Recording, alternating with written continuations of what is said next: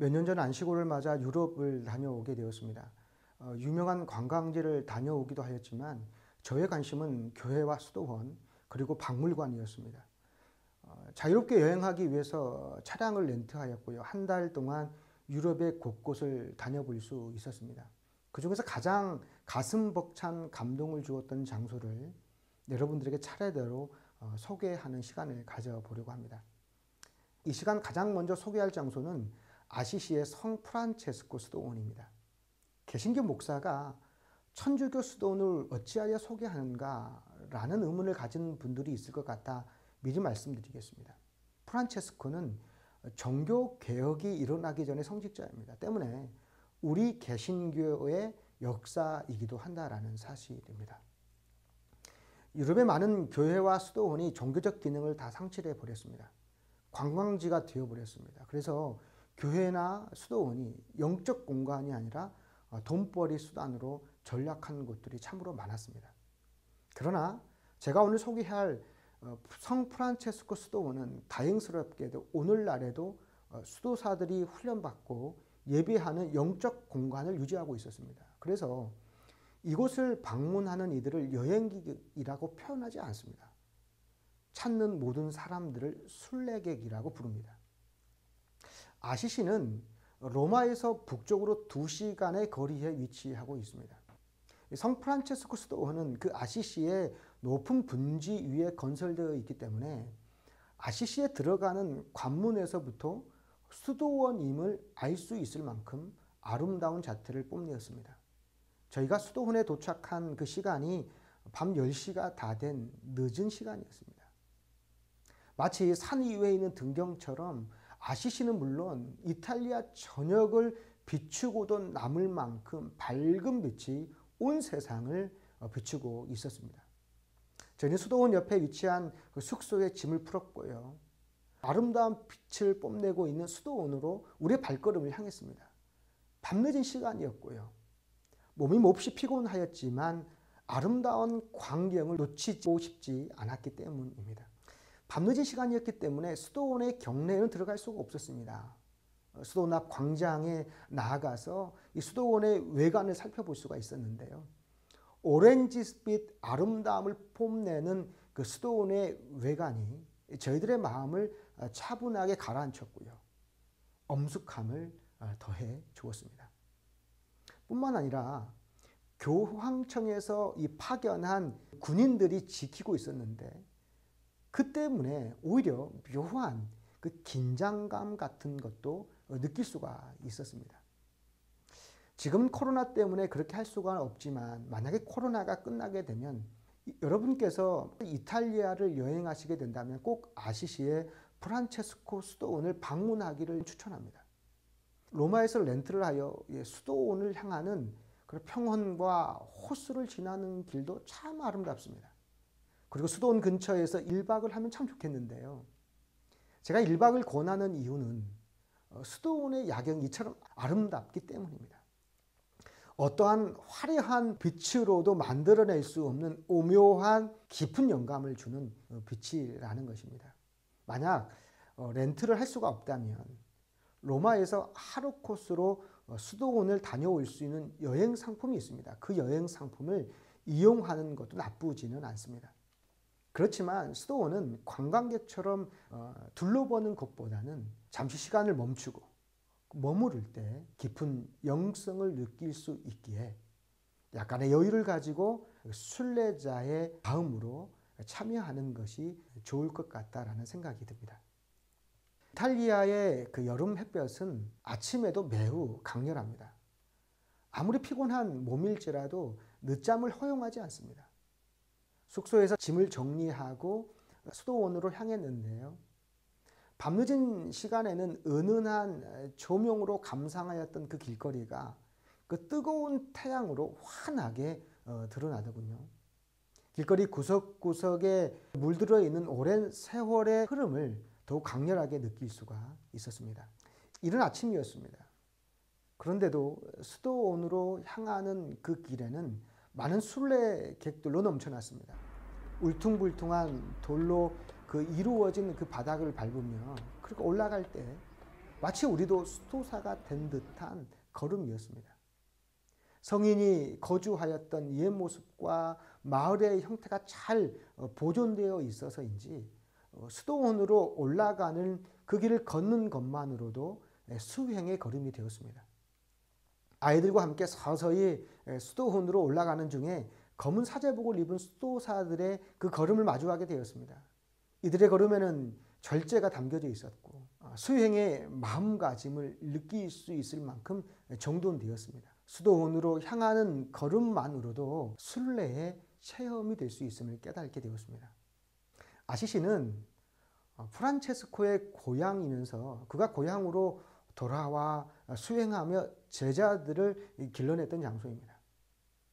그의 사후에 그를 기념하여 그의 영성을 담은 수도원이 세워졌습니다. 그런데 수도원이 건립되기 전에 아시시는 이런 영적 공간이 아니었습니다. 죄인들을 사형시키는 사형장이 있어서 지옥의 언덕이라고 불렸던 곳입니다.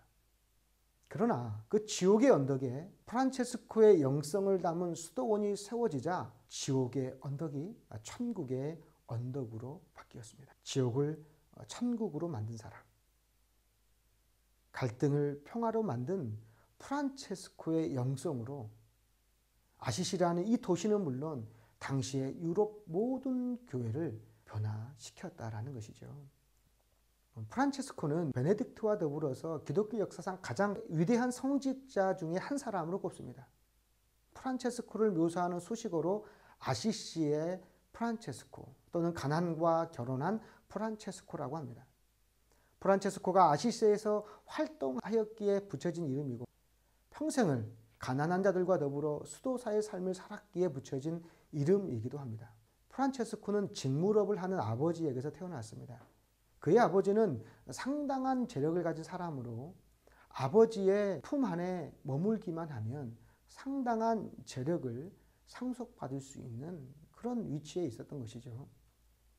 그런데 그런 부유한 청년이 가장 가난한 수도사의 삶으로 인생을 바꾸게 된 이유가 있었다라는 겁니다. 그는 인생의 의미를 찾기 위해 로마의 성 베드로 성당을 찾아가는 순례길을 떠나게 됩니다. 그는 그 인생을 변화시키는 결정적인 만남을 갖게 됩니다. 그를 변화시키는 것은 훌륭한 사제가 아니었습니다. 훌륭한 종교 지도자가 아니었습니다.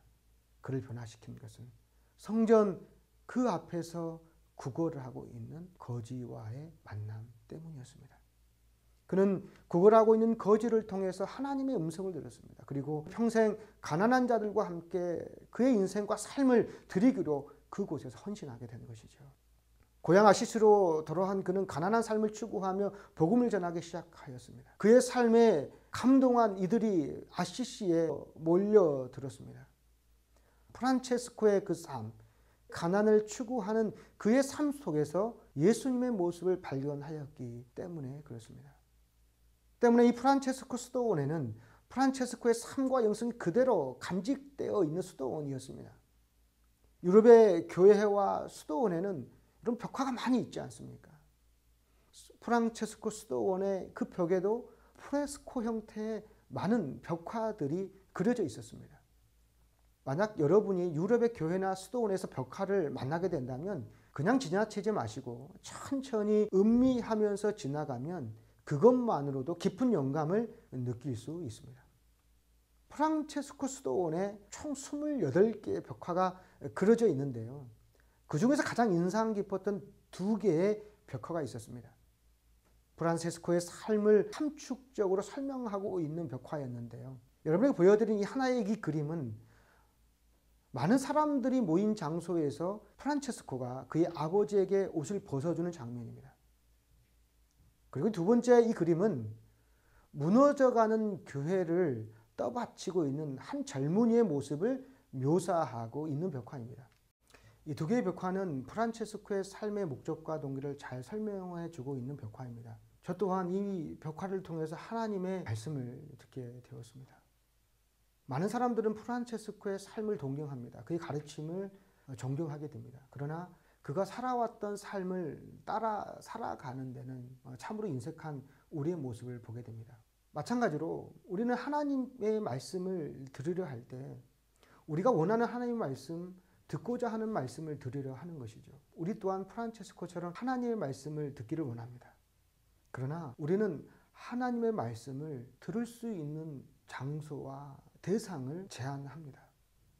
거룩한 성전에서 하나님의 말씀인 성경 속에서만 내가 원하는 존경하는 사람을 통해서만 하나님의 말씀이 들려올 것으로 착각하게 됩니다. 그러나 하나님은 우리가 걸어가는 모든 그 발걸음 가운데 만나는 사람을 통해서 우리가 주목하지 않았던 보잘것없는 한 사람, 지극히 작은 한 사람을 통해서 하나님의 말씀을 들을 수 있음을 우리는 깨달아야 합니다. 프란체스코는 성전 앞에 있는 가난한 그 거지를 통해서 하나님을 만나게 되었습니다. 그를 통해 하나님의 말씀을 들었습니다. 그의 인생을 바꾸었습니다. 우리 또한 그럴 수 있다는 것이죠. 하나님은 우리의 삶이 바뀌기를 원하시고 우리의 삶이 예수 그리스도의 삶으로 살아가기를 원하시는데 그 음성을 듣기를 원하십니다. 우리가 걷는 모든 그 발걸음이 예수와 함께 한다면 어떠한 사람일지라도 우리 또한 우리의 인생을 프란체스코처럼 변화시킬 수 있는 것은 아닐까요? 이 두 가지 벽화에 대한 이야기는 다음 시간에 함께 나누어 보려고 합니다.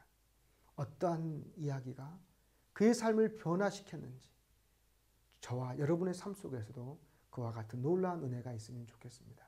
예수 그리스도의 평화가 그리고 그 평화를 경험하였던 프란체스코의 그 평강이 저와 여러분 가운데 날마다 가득하기를 축복합니다.